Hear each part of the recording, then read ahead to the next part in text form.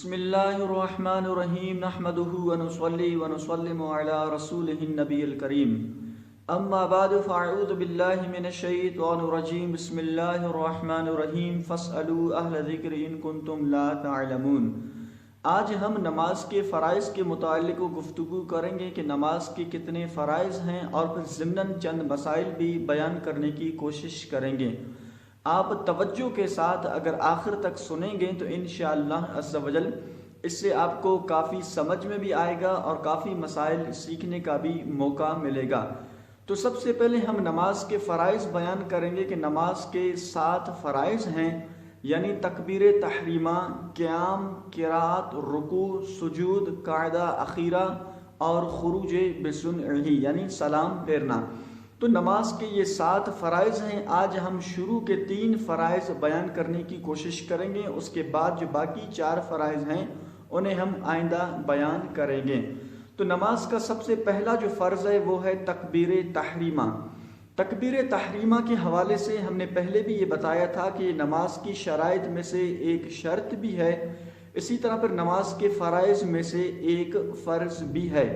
تکبیر تحریمہ یعنی نماز شروع کرنے کے لیے نیت کے بعد جو تکبیر کہی جاتی ہے، یعنی لفظ اللہ اکبر ہم کہتے ہیں، اسے تکبیر تحریمہ کہتے ہیں۔ تو تکبیر تحریمہ کی ادائیگی کے لیے یہ لازم اور ضروری ہے کہ آپ اتنی آواز کے ساتھ اس کی ادائیگی کریں کہ کم از کم آپ کے اپنے کان خود سن سکیں۔ اگر صرف اس میں ہونٹ ہلے ہیں، آواز نہیں نکلی، تو اس صورت میں ہماری نماز شروع ہی نہیں ہوگی۔ اسی طرح پھر بعض حضرات جب مسجد میں جماعت کے ساتھ نماز پڑھنے جاتے ہیں اور وہیں پر ایک غلطی یہ کرتے ہیں کہ جب امام کو رکوع میں پاتے ہیں تو پھر وہیں تکبیر کہتے ہوئے وہ سیدھا رکوع میں چلے جاتے ہیں۔ تو اس صورت میں ان کی نماز شروع ہی نہیں ہوگی کہ تکبیر کے لیے یہ لازم اور ضروری ہے کہ پہلے آپ تکبیر کہیں، اس کے بعد پھر رکوع میں چلے جائیں۔ اگر یوں ہی آپ تکبیر کہتے ہوئے آپ رکوع میں چلے گئے، دونوں ہاتھ گھٹنوں تک پہنچ گئے، تو اس صورت میں آپ کی نماز نہیں ہوگی۔ اسی طرح پھر ایک غلطی یہ کرتے ہیں کہ جب تکبیر جو ہے وہ امام سے پہلے کہہ لیتے ہیں، یعنی مثال کے طور پر کسی مقتدی نے لفظ اللہ جو ہے وہ امام کے ساتھ کہا اور اکبر جو ہے وہ امام سے پہلے ختم کر دیا، تو اس صورت میں بھی اس کی نماز نہیں ہوگی، بلکہ اس پر یہ لازم اور ضروری ہے کہ جب امام اپنی تکبیر کہے تو اس کے بعد مقتدی بھی اپنی تکبیر کہے۔ اگر آپ امام کی تکبیر سے پہلے اپنی تکبیر کو ختم کریں گے تو پھر اس صورت میں آپ کی نماز نہیں ہوگی۔ اسی طرح پھر نماز کا جو دوسرا فرض ہے وہ ہے قیام، یعنی کھڑے ہو کر نماز پڑھنا۔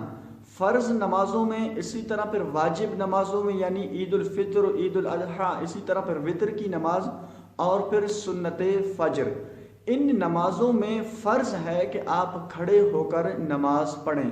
اگر ان نمازوں میں بغیر کسی سخت مجبوری کے، بغیر عذر کے آپ بیٹھ کر نماز پڑھیں گے تو پھر اس صورت میں آپ کی نمازیں نہیں ہوگی۔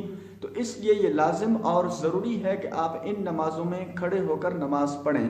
بعض خواتین کی یہ عادت ہوتی ہے کہ وہ بیٹھ کر نماز پڑھتی ہیں، تو اس صورت میں جو ہے ان کی نمازیں نہیں ہوگی۔ تو اس لیے خواتین پر بھی یہ لازم اور ضروری ہے کہ وہ بیٹھ کر ان نمازوں کو نہ پڑھیں۔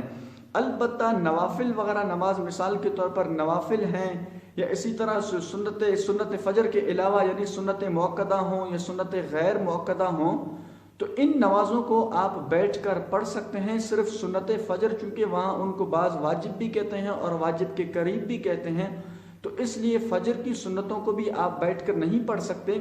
اس کے علاوہ جو سنتیں ہیں، چاہے سنت مؤکدہ ہوں یا سنت غیر مؤکدہ ہوں، تو ان نمازوں کو آپ بیٹھ کر پڑھ سکتے ہیں، لیکن بیٹھ کر پڑھنے میں آدھا ثواب ملے گا۔